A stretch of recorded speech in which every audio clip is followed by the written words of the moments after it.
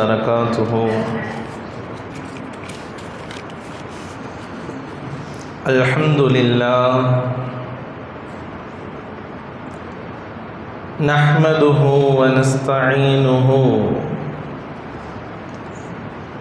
ونستغفره ونؤمن به ونتوكل عليه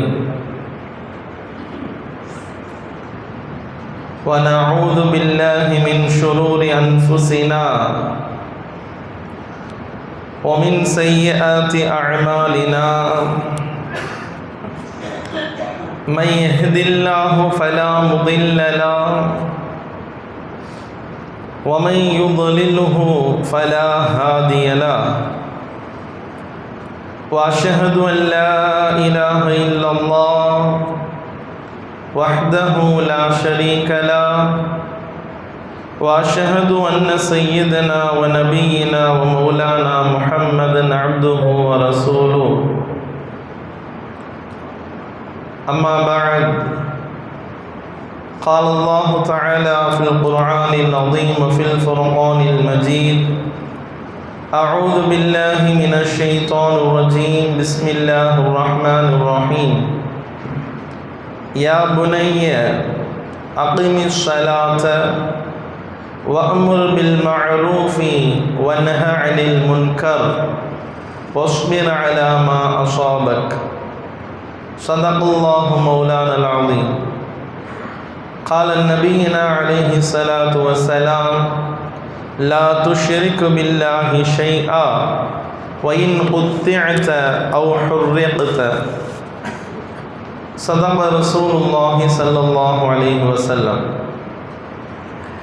رب اشرح لي صدري ويسر لي أمري واحلل عقدة من لساني يفقهوا قولي.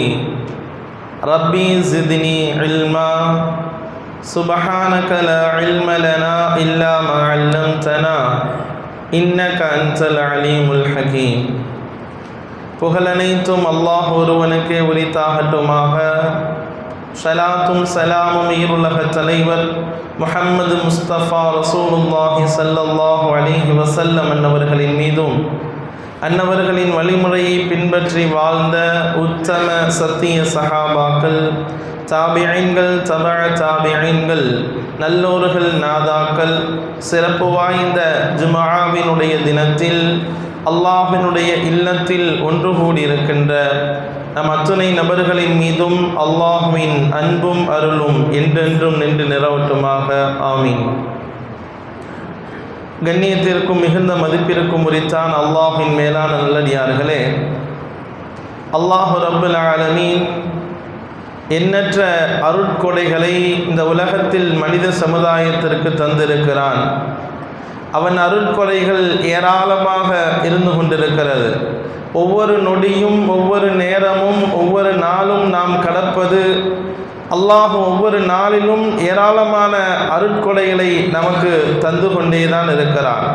இப்படி அருட்கொடைகளை தந்த அல்லாஹ் ரப்புல் ஆலமீன் அந்த அருட்கொடைகளிலே மிகப்பெரிய ஒரு அருட்கொடைகளாக அல்லாஹு தஆலா நமக்கு பிள்ளைகளை தந்திருக்கிறான், குழந்தைகளை தந்திருக்கிறான். குழந்தை எவ்வளவு பெரிய அருட்கொடை, பிள்ளைகள் எவ்வளவு பெரிய நிஅமத் என்பதை நாம் அது இல்லாதவர்களிடத்திலிருந்து நாம் புரிந்து கொள்ளலாம்.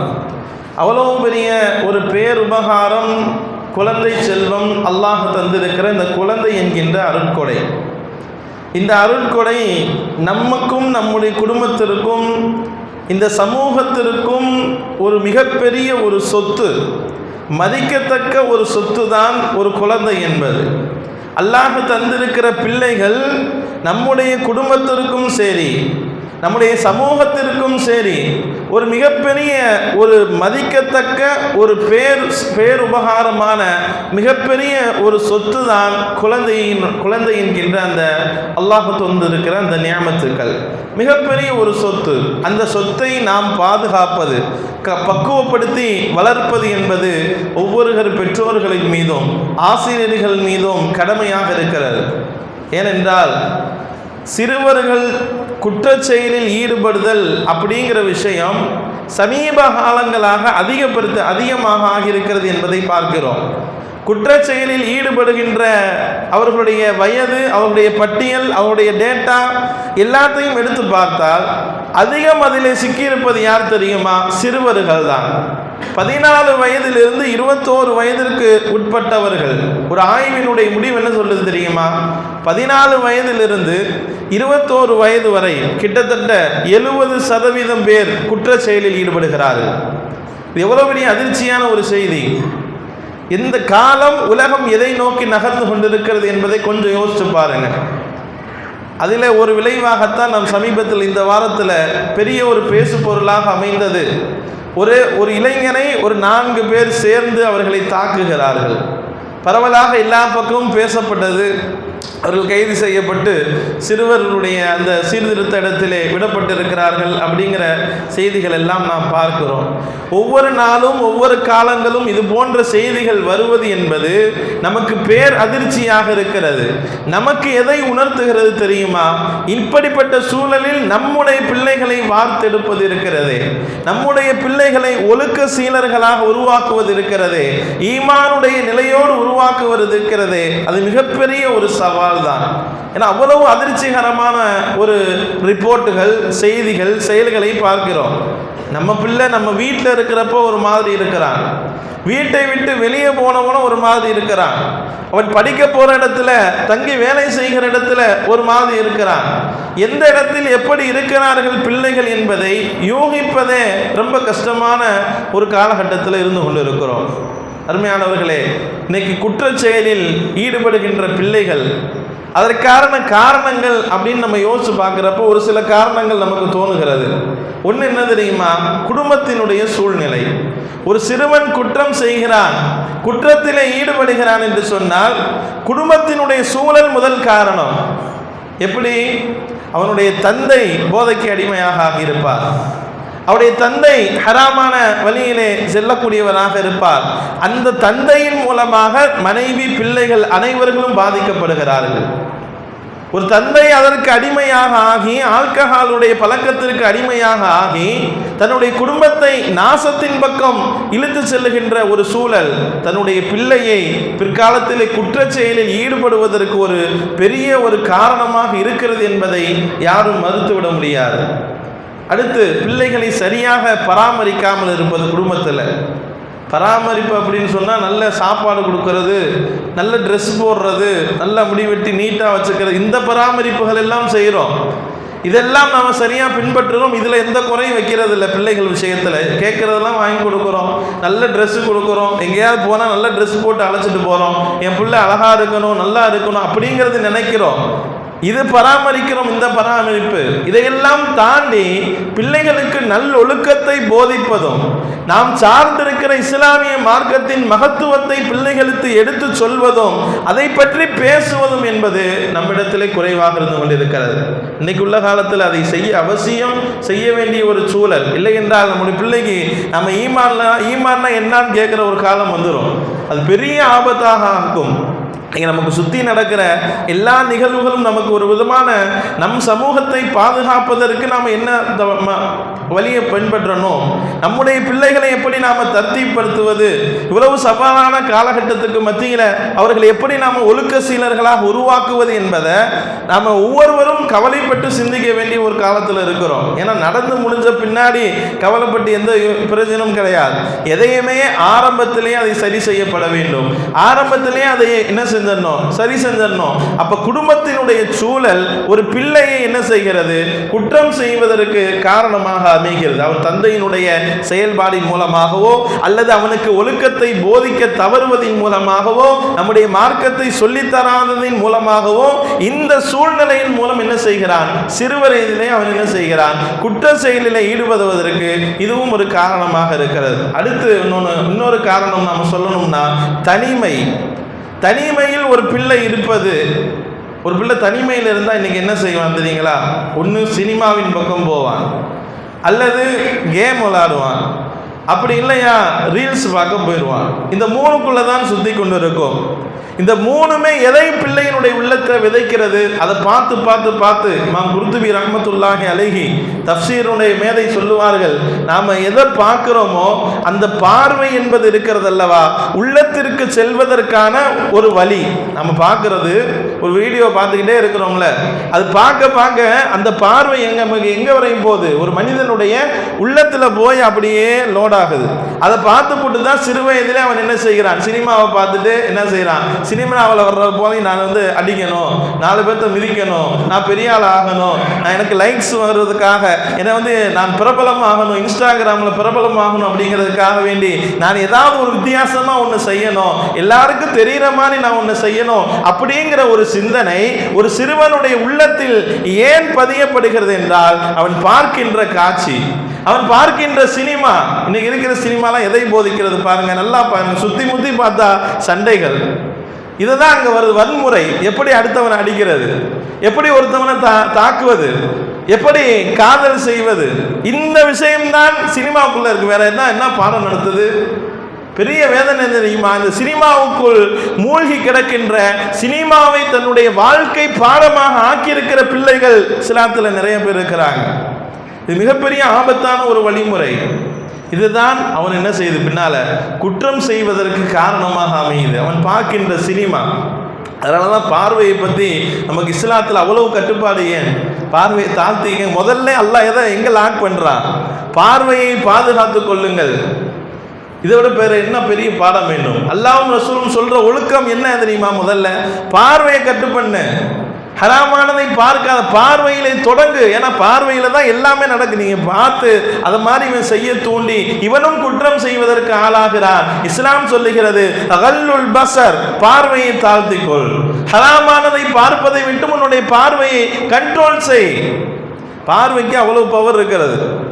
நஃபிலான வணக்கங்கள், சுன்னத்தான வணக்கங்களை வீட்டில் தொழுகிறது ஸல்லல்லாஹு அலைஹி வஸல்லம் சிறந்தது என்று சொன்னார்கள். காரணம் என்ன தெரியுமா?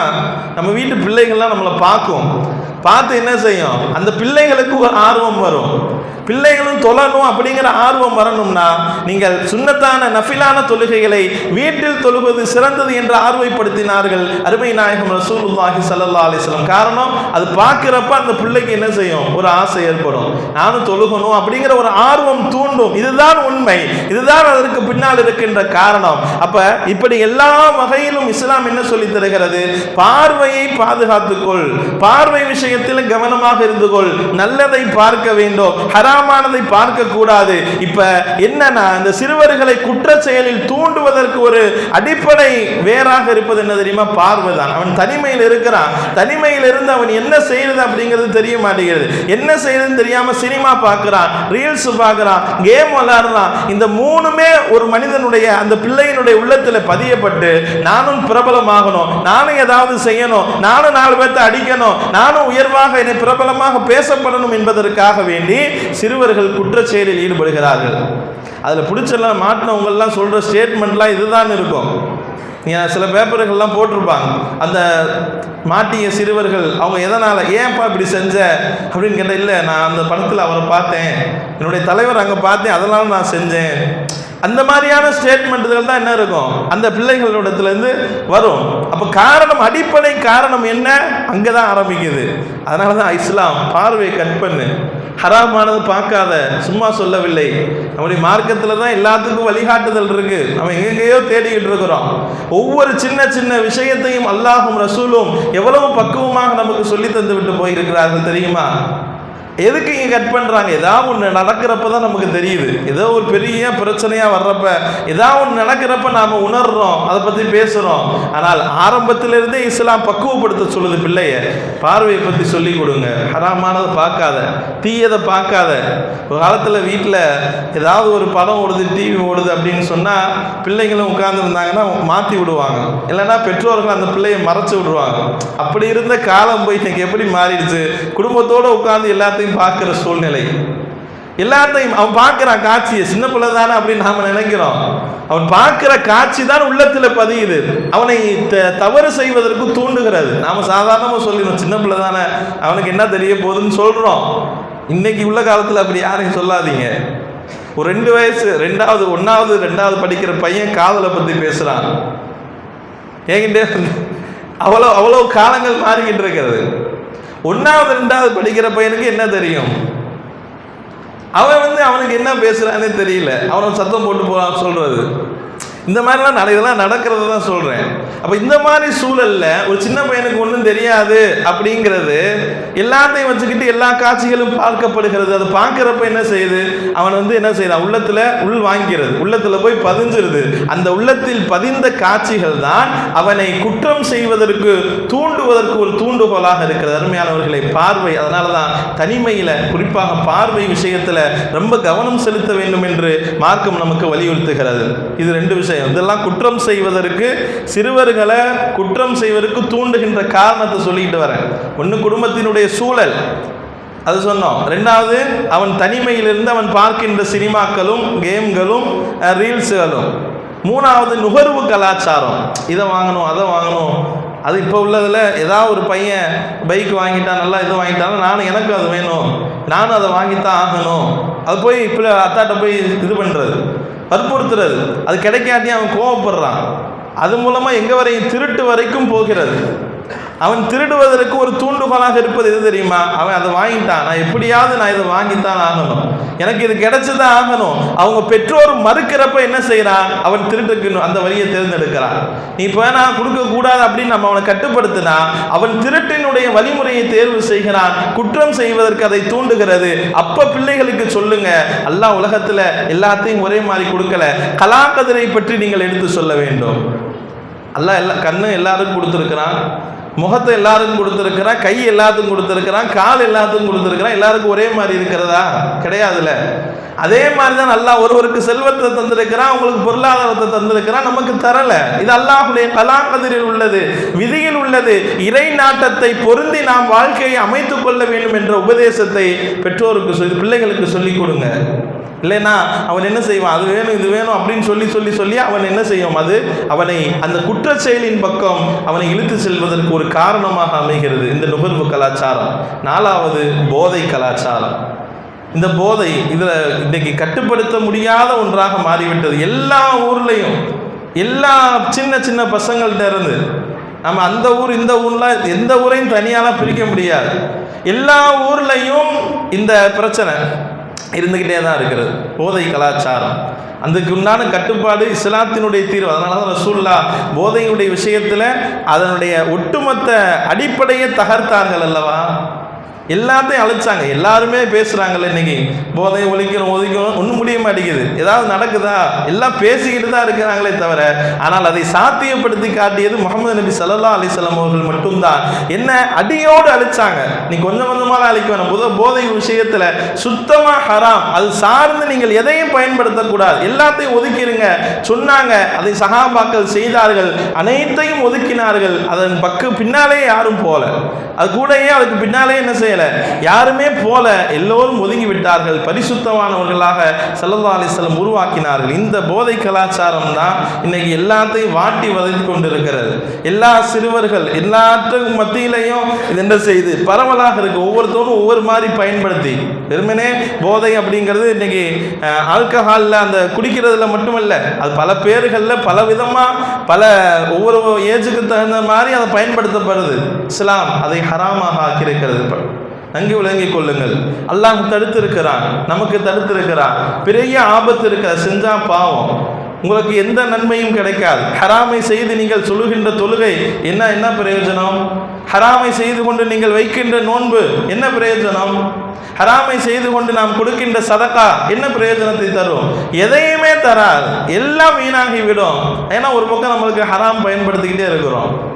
அப்போ அந்த போதை அப்படிங்கிறது நம்ம ஒட்டுமொத்த உடலையும் நமக்கு நாசப்படுத்தி விடும், நன்மைகளையும் நாசப்படுத்தி விடும், நாளை மறுமையிலையும் நமக்கு என்ன செய்யப்படும்? வேதனைக்கு உண்டானவர்களாக நம்ம இழுத்து செல்லும் என்பதில் எந்த சந்தேகம் கிடையாது. இப்போ இந்த போதை கலாச்சாரம் இவைகள் தான் இன்னைக்கு சுற்றி முற்றி எல்லா பிள்ளைகளையும் அந்த சிறுவர்களையும் குற்ற செயலில் தூண்டுவதற்கு ஒரு காரணிகளாக இருக்கிறது. குடும்பத்தினுடைய சூழல், போதையினுடைய கலாச்சாரம், அவன் பார்க்கின்ற சினிமாக்கள், அவன் பார்க்கின்ற ரீல்ஸுகள், நுகர்வு கலாச்சாரங்கள் இவைகள் எல்லாம் சேர்ந்து அவனுடைய உள்ளத்துல போய் நல்லா பதிஞ்சிருது. அவன் பார்த்து பார்த்து பார்த்து பார்த்து பதிந்து விடுகிறது.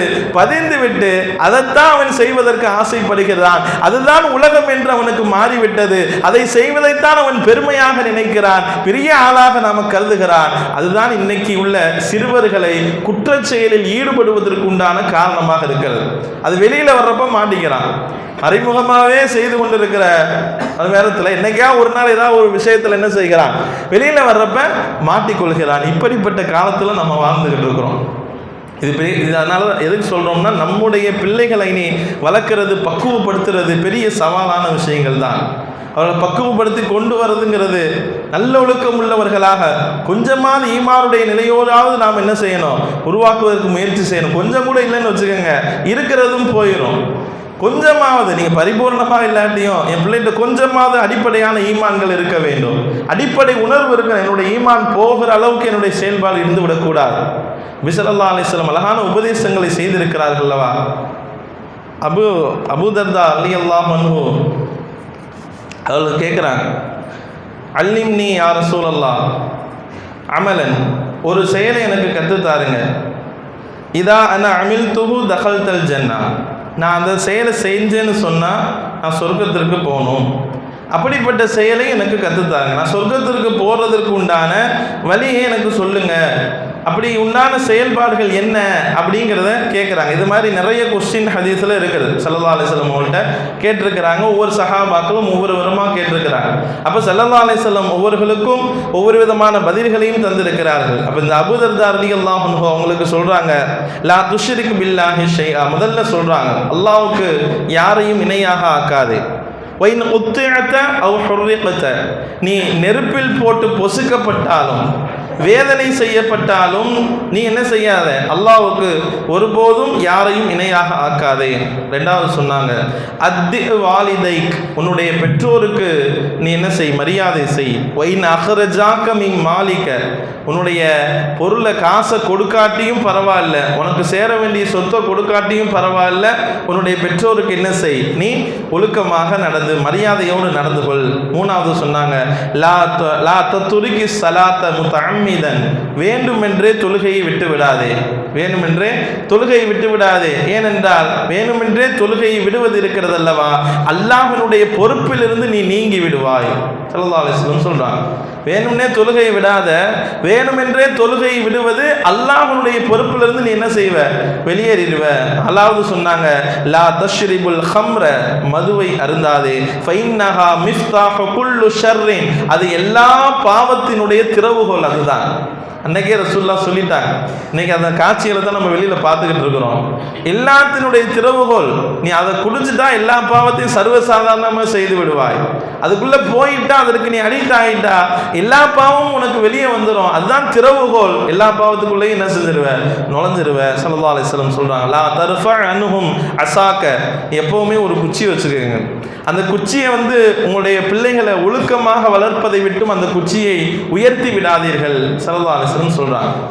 இந்த அழகான ஒரு உபதேசங்கள் நம்முடைய வாழ்க்கையில எத்தனை பேர்கிட்ட நாம இருக்கும் அப்படிங்கிறத யோசிச்சு பாருங்க.